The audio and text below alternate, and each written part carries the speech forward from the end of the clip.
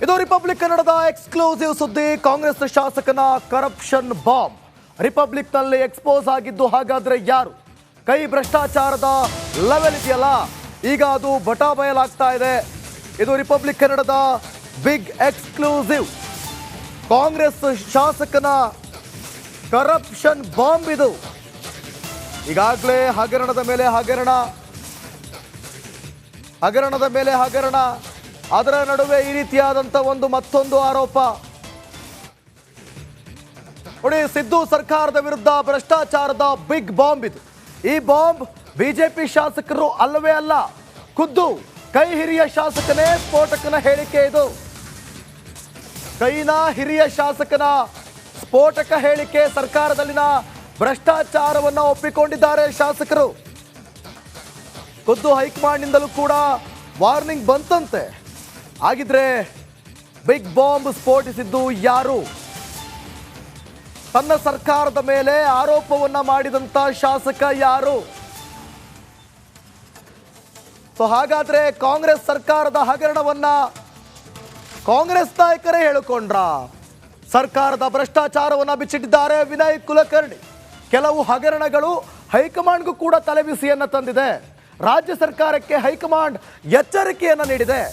High ನಾಯಕರು ರಾಜ್ಯಕ್ಕೆ ಬಂದು ವಾರ್ ಮಾಡಿದ್ದಾರೆ. ರಾಜ್ಯದ ಅಭಿವೃದ್ಧಿ ಕಡೆ ಗಮನ ಹರಿಸಲು ಸೂಚಿಸಿದ್ದಾರೆ ಅಂತ ಹೇಳಿ ರಿಪಬ್ಲಿಕ್ ಕನ್ನಡಕ್ಕೆ ಶಾಸಕ ವಿನಯ್ ಕುಲಕರ್ಣಿ ಹೇಳಿಕೆಯನ್ನ ಕೊಟ್ಟಿದ್ದಾರೆ.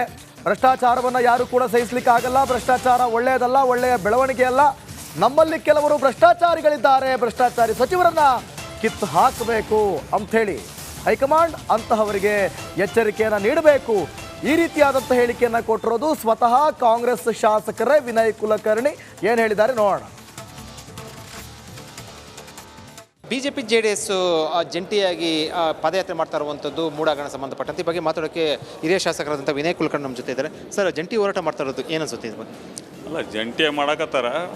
ಇದಕ್ಕಿಂತ ಮುಖ್ಯವಾಗಿ ಇವತ್ತು ಜಂಟಿಯಾಗಿ ಹೋರಾಟ ಮಾಡೋದು ಬೇರೆ. ಇವತ್ತೊಬ್ಬ ಮುಖ್ಯಮಂತ್ರಿಗಳನ್ನ ಟಾರ್ಗೆಟ್ ಮಾಡಿ, ಇವತ್ತು ಪಕ್ಷವನ್ನು ಟಾರ್ಗೆಟ್ ಮಾಡಿ ಅವರು ಒಂದು ರ್ಯಾಲಿ ಮಾಡ್ತಾ ಇದ್ದಾರೆ.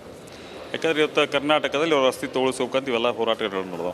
ಬಟ್ ಇವತ್ತು ನಿನ್ನೆಯಿಂದ ಸಾಮಾಜಿಕ ಜಾಲತಾಣದಲ್ಲಿ ಸಾಕಷ್ಟು ಕಡೆ ವೈರಲ್ ಆಗುವಂಥದ್ದು ನೋಡಿದಾಗ ಯಾರ್ಯಾರು ಮಂತ್ರಿಗಳು, ಹಿಂದಿನ MLAಗಳು, BJP ಅವರು ಆಗಲಿ, JDSದವರು ಆಗಲಿ, ಆಮೇಲೆ ಇರ್ಬೋದು ಕಾಂಗ್ರೆಸ್ನವರು ಇರ್ಬೋದು, ನಾನು ಇಲ್ಲ ಅಂತ ಹೇಳ್ತಿಲ್ಲ, ಬಟ್ ಎಲ್ಲ ಪಕ್ಷದವರು ಯಾರ್ಯಾರು ಆ ರೀತಿ ಅದಲ್ಲ ಒಂದು ಸಲ ಒಂದು ಪೂರ್ತಿಯಾಗಿ ಅದನ್ನು ತೆಗೆದ್ರೆ ಯಾರ್ಯಾರು ಅಂತ ಅವಾಗ ಸಿಗುತ್ತೆ. ಯಾಕಂದ್ರೆ ಬರೀ ಇವತ್ತು ಮುಖ್ಯಮಂತ್ರಿಗಳನ್ನ ಟಾರ್ಗೆಟ್ ಮಾಡೋದಿಲ್ಲ, ದ್ಯಾಟ್ಸ್ ವೆರಿ ರಾಂಗ್. ಇವತ್ತು ಮುಖ್ಯಮಂತ್ರಿಗಳು ಲ್ಯಾಂಡ್ ಕೊಟ್ಟಾರ, ಲ್ಯಾಂಡ್ ತೊಗೊಂಡಾರ, ಅವರು 50% ಇದರ ಶೇರಿಂಗ್ನಾಗ ಕೊಟ್ಟಾರ. ಆ ರೀತಿ ಅವ್ರು ಬಂದಂಥ ಲ್ಯಾಂಡ್ ಇರ್ಬೋದು. ಬಟ್ ಹಲವಾರು ಹಗರಣಗಳು ಅದು ನನಗನ್ಸೋ ಮಟ್ಟಿಗೆ ಮೂಡಾದಲ್ಲಿದಾವೆ. ಇಂಥ ಯಾವ ಸಂಸ್ಥೆಗಳದೋ ಎಲ್ಲ ಸಂಸ್ಥೆಗಳಿಗೂ ಒಂದು ಸಲ ಇದಕ್ಕೆಲ್ಲನೂ ಇನ್ನೊಂದು ಸಲ ಅದನ್ನು ತನಿಖೆ ಮಾಡಿದಾಗ ಅವತ್ತು ಸತ್ಯತೆ ಹೊರಗೆ ಬರುತ್ತೆ. ಒಬ್ಬರನ್ನೇ ಟಾರ್ಗೆಟ್ ಮಾಡಿ ಅವರು ಮುಖ್ಯಮಂತ್ರಿ ಅದನ್ನು ಟಾರ್ಗೆಟ್ ಮಾಡುವಂಥ ವ್ಯವಸ್ಥೆ ಅಲ್ಲ. ಆಮೇಲೆ ಯಾವತ್ತೂ ನನಗನ್ಸೋ ಮಟ್ಟಿಗೆ ಸಿದ್ದರಾಮಯ್ಯನವರೊಬ್ಬ ಅತ್ಯಂತ ಇಂಥ ವ್ಯವಸ್ಥೆಗೆ ದೂರ ಇದ್ದಂಥವ್ರು.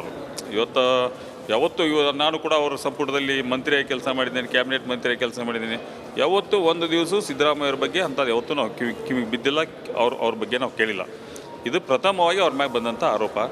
ಬಟ್ ಅದೇನೈತಿ, ಅದರ ಹಲವಾರು ಮಂದಿ ಹೇಳುವಂಥದ್ದು, ಹಲವಾರು ಅಧಿಕಾರಿಗಳು ಹೇಳುವಂಥದ್ರಲ್ಲಿ ಎಲ್ಲ ಪಕ್ಷದವರು ಕೂಡ ಈ ಹಗರಣ ಮೂಡಾದಲ್ಲಿ ಅದಾವ ಅನ್ನುವಂಥದ್ರ ಬಗ್ಗೆ ಇದು ಸತ್ಯಾಂಶ. ಇದ್ರ ಬಗ್ಗೆ ಒಂದು ತನಿಖೆ ಆಗಲಿ ಅಂತ ನಮ್ಮ ಆಶೆ ಅಷ್ಟೇ. ಸಿದ್ದರಾಮಯ್ಯ ಪಾತ್ರ ಇಲ್ಲ ಅಂದರೆ BJP JDS ಕಾಂಗ್ರೆಸ್ ಅವ್ರದ್ದು ಮೂರದು ಇದೆ ಅಂತ ಹೇಳ್ತೀರಾ? 200% ಅತ್ಯಂತ ಹೆಚ್ಚಿಗೆ ಇರೋದು BJP ಮತ್ತು JDS ಅವ್ರದ್ದು ಇತ್ತು. ಅದರೊಳಗೆ ಕಾಂಗ್ರೆಸ್ದವ್ರಿಗಿನ ದುಪ್ಪಟ್ಟಲ್ಲ, ಒಂದು 3-4 ಪಟ್ಟು ಜಾಸ್ತಿ ಅವರು ಅದಾವೆ. ನೀವು ತೊಗೋರಿ ಸೈಟ್ ಯಾರ್ಯಾರು ಎಷ್ಟೆಷ್ಟು ಅದಾವೆ, ಯಾರ್ಯಾರು ಸೈಟ್ ಅದಾವೆ, ಏನದಾವೆ, ಒಂದು ಸಲ ತನಿಖೆ ಆಗಲಿಲ್ಲ. ಕಾನ್ಸ್ಟಿಟ್ಯೂಷನ್ಗೆ ಏನಾದರೂ ಕೂಡ ಒಂದು ವೇಳೆ ರಾಜ್ಯಪಾಲರು ಕೊಟ್ಟರೆ ಸೊ CM ಸ್ಥಾನ ರಾಜೀನಾಮೆ ಕೊಡ್ತಾರೆ ಅನ್ನೋದು ಚರ್ಚೆ ಆಗ್ತಾ ಉಂಟು. ಒಂದು ಕಡೆ ಹೈಕಮಾಂಡು, ಮತ್ತೊಂದು ಕಡೆ ಇದು ಏನನ್ಸುತ್ತೆ ನಿಮಗೆ? ದೊಡ್ಡ ಆರೋಪ ನಮಗನ್ಸು ಮಟ್ಟಿಗೆ, ಯಾಕಂದ್ರೆ ನಾ ಕಾಯ್ದೆ ತಜ್ಞರು ಅಲ್ಲ, ಅವ್ರ ಮ್ಯಾಗ ಅಂಥ ಆರೋಪ ಇಲ್ಲ. ಇವತ್ತಿದು ರಾಜಕೀಯ ಮಾಡಕತ್ತಾರ, ರಾಜಕೀಯವಾಗಿ ನಡೆಯೋದು ಸಂಘ ಬರೋದಿಲ್ಲ, ನೋ ಡೌಟ್ ಬರೋಂಗಿಲ್ಲ ಅಂತ ನಾವೆಲ್ಲರೂ ನಮ್ಮ ಅಭಿಪ್ರಾಯ. ಯಾಕಂದ್ರೆ ಸಿದ್ದರಾಮಯ್ಯ ಅವತ್ತು ಆ ಥರದ ಕೆಲಸ ಮಾಡಿದಂಥವ್ರಲ್ಲ. ಮತ್ತೊಂದು ಇತ್ತೀಚೆಗೆ ಹೈಕಮಾಂಡ್ ನಾಯಕರು ಕೂಡ ಬಂದು ಎಲ್ಲ ಸಚಿವರ ಜೊತೆ ಸಭೆಯನ್ನು ನಡೆಸಿರೋದು ತಮ್ಮ ಕೂಡ ಗಮನಿಸಿದೆ ನೋಡ್ರಿ. ಇಂಥವು ಯಾವುದೋ ಹಗರಣಗಳು ಅಥವಾ ಏನೋ ಎದ್ದಕ್ಕಂದಂಥ ಟೈಮಲ್ಲಿ ಹೈಕಮಾಂಡ್ನವ್ರು ಬರೋತಾರ, ಬಂದು ಕೇಳ್ತಾರೆ. ಅದರಲ್ಲಿ ಏನಿದೆ, ಯಾವ ಹೈಕಮಾಂಡ್ ಆದರೂ ನಮ್ಮದು ಇನ್ನೊಂದು ಪಕ್ಷ ಇರಲಿ, ಯಾವುದೋ ಇಂಥವು ನಮ್ಮ ಮೀಡಿಯಾದಲ್ಲಿ ವೈರಲ್ ಆಗೋದ್ರಿಂದ ಅಥವಾ ನ್ಯೂಸ್ ಬಂದಾಗ ಬಂದು ಕೇಳಲೇಬೇಕಾಗುತ್ತೆ. ಆ ರೀತಿ ಕೇಳಿದ್ದಾರೆ. ಅಂದರೆ ಹೈಕಮಾಂಡ್ ನಾಯಕರು ಇದರ ಜೊತೆಗೆ ಒಂದಷ್ಟು ಜನ ಸಚಿವರು ಕೂಡ ವಾರ್ನಿಂಗ್ ಮಾಡಿರುವಂಥದ್ದು, ರೀಶಫಲ್ ಒಂದು 8 ಜನ ಸಚಿವರು ರೀಶಫಲ್ ಅನ್ನೋಂಥದ್ದು ಕೂಡ ಬಂದಿರ್ತಾರೆ. ನಾವು ರಾಜಕಾರಣಕ್ಕೆ ಬಂದಿರ್ತೀವಂದ್ರೆ ನಾವು ಫಸ್ಟ್ ಥಿಂಗ್ ಜನರ ಸೇವೆ ಮಾಡೋಣಂತ ರಾಜಕಾರಣಕ್ಕೆ ಬಂದಿರ್ತೀವಿ. ಒಂದನೇದ್ದು. ಎರಡನೇದು ನಮ್ಮ ಊರಾಗಲಿ, ನಮ್ಮ ರಾಜ್ಯ ಆಗಲಿ, ನಮ್ಮ ದೇಶದ ಪರ ಯಾವತ್ತೂ ಅಭಿವೃದ್ಧಿಯತ್ತ ನಾವು ಗಮನ ಹರಿಸ್ಬೇಕಾಗತ್ತೆ. ಆಮೇಲೆ ಸಾಕಷ್ಟು ಇವತ್ತು ಹಿಂದುಳಿದಂಥ ಜನ ಆಗಲಿ, ಬಡವರಾಗಲಿ, ಸಾಕಷ್ಟು ಜನ ಇವತ್ತು ನಿರ್ಗತಿಕರು ಸಾಕಷ್ಟು ಜನ ಅದಾರೆ. ಅದ್ರ ಬಗ್ಗೆ ನಾವು ಹೆಚ್ಚಿಗೆ ಒತ್ತು ಕೊಟ್ಟು ಕೆಲಸ ಮಾಡಬೇಕಾಗುತ್ತೆ. ಆದರೆ ಯಾವತ್ತದು ಕರಪ್ಷನ್ ಲೆವೆಲ್ ಇನ್ಕ್ರೀಸ್ ಆಗುತ್ತೆ. ಇನ್ಕ್ರೀಸ್ ಆದಂಥ ಟೈಮಲ್ಲಿ ಇಂಥ ಆಗೋ ಸಹಜ. ಅಂಥವ್ರು ಯಾರೋ ನಮ್ಗೆ ಗಮನಕ್ಕೆ ಕಂಡಂಥವ್ರು ಮತ್ತು ನಾವು ವಾರ್ನ್ ಮಾಡಬೇಕಾಗತ್ತೆ. ವಾರ್ನ್ ಮಾಡಿರ್ಬೋದು ಹೈಕಮಾಂಡ್. ಏನು ವಾರ್ನ್ ಮಾಡ್ಬೋದು ಅನ್ಸುತ್ತೆ ಸರ್ ನಿಮ್ಮ ಗಮನಕ್ಕೆ ಬಂದಿರೋದು? ಅಲ್ಲ, ನನಗೆ ಗೊತ್ತಿಲ್ಲ ಏನು ವಾರ್ನ್ ಮಾಡ್ಯಾರ ಅಂತೇಳಿ. ಬಟ್ ಅದು ವಾರ್ನ್ ಮಾಡೇ ಮಾಡ್ತಾರೆ. ಇವತ್ತು ಕರಪ್ಷನ್ ಯಾವತ್ತೂ ನಾವು ಸಹಿಸೋಕ್ಕಾಗಂಗಿಲ್ಲ. ಆ ಲೆವೆಲ್ ಕರಪ್ಷನ್ ಕೂಡ ಒಳ್ಳೆಯದು ಅಲ್ಲ. ರಾಜ್ಯಕ್ಕೊಂದು ಹೆಲ್ದಿ ಇದಲ್ಲ ಅದು. ನಿಮ್ಮ ನಿರೀಕ್ಷೆ ಈ ರೀತಿ ಇರಲಿಲ್ಲ ಅನ್ಸುತ್ತೆ ಸರ್. ಒಂದಷ್ಟು ಬೆಳವಣಿಗೆಗಳಾಗ್ತಾ ಇರುವಂಥದ್ದು ಬೇರೆ ಬೇರೆ ಇಲಾಖೆ ನೋಡ್ರಿ, ಎಲ್ಲರೂ ಇಲ್ಲ ಆ ಥರ. ಯಾವ ಪಕ್ಷದಾಗಾದರೂ ನಮ್ದೊಂದೇ ಪಕ್ಷ ಅಲ್ಲ, ಎಲ್ಲ ಪಕ್ಷದವ್ರಿಗೂ ಇಂಥವ್ರು ಇದ್ದೇ ಇರ್ತಾರೆ.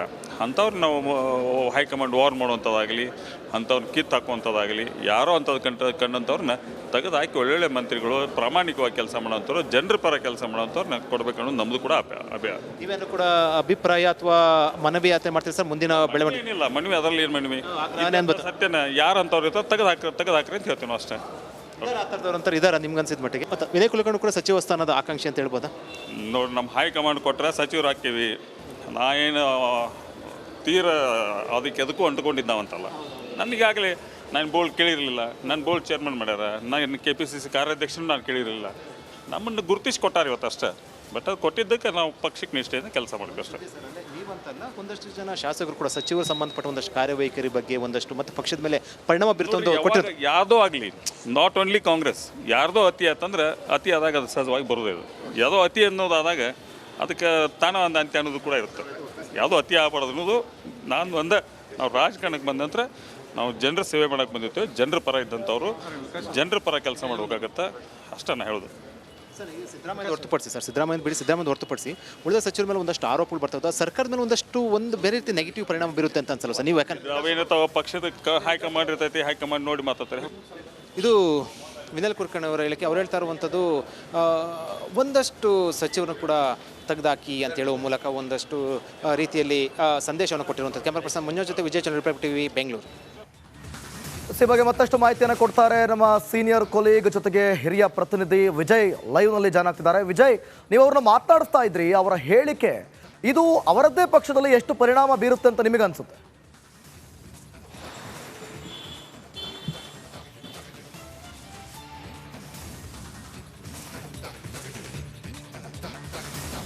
ದಿವಿತ್, ಕಾಂಗ್ರೆಸ್ ಭ್ರಷ್ಟಾಚಾರ ಸಂಬಂಧಪಟ್ಟಂತೆ BJP JDS ಬೀದಿಗಿಳಿದಿರುವಂಥದ್ದು, ಅದರ ವಿರುದ್ಧ ಪಾದಯಾತ್ರೆ ಮಾಡ್ತಿರುವಂಥ ಬೆನ್ನಲ್ಲೇ ಸರ್ಕಾರದಲ್ಲಿರುವಂಥ ಒಂದಷ್ಟು ಭ್ರಷ್ಟಾಚಾರಗಳ ಸಂಬಂಧಪಟ್ಟಂತೆ ಖುದ್ದು ಸ್ವಪಕ್ಷಿ ಹಿರಿಯ ಶಾಸಕ ಈ ಸಂಬಂಧಪಟ್ಟಂತೆ ದನಿ ಎತ್ತಿರುವಂಥದ್ದು, ಖುದ್ದು ಮಾತಾಡ್ತಾ ಒಂದು ಮಾತನ್ನು ಹೇಳಿರುವಂಥದ್ದು.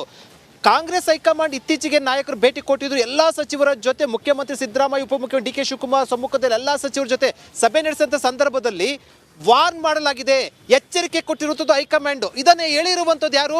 ಖುದ್ದು ಹಿರಿಯ ಶಾಸಕ ವಿನಯ್ ಕುಲಕರ್ಣಿ ಅವರು ರಿಪಬ್ಲಿಕನ್ ಜೊತೆ ಮಾತಾಡ್ತಾ ಒಂದು ಮಾತನ್ನು ಹೇಳಿದ್ರು. ಒಂದಷ್ಟು ಒಂದಷ್ಟು ವ್ಯವಸ್ಥೆಗಳಿಂದ ಒಂದಷ್ಟು ಭ್ರಷ್ಟಾಚಾರ ಸಂಬಂಧಪಟ್ಟದೇನು ಆಗ್ತಾ ಇದೆ, ಈ ಎಲ್ಲಾ ಬೆಳವಣಿಗೆ ಹಿನ್ನೆಲೆಯಲ್ಲಿ ಹೈಕಮಾಂಡ್ ವಾರ್ನ್ ಮಾಡಿದೆ ಅಂತ ಹೇಳಿರುವಂಥದ್ದು.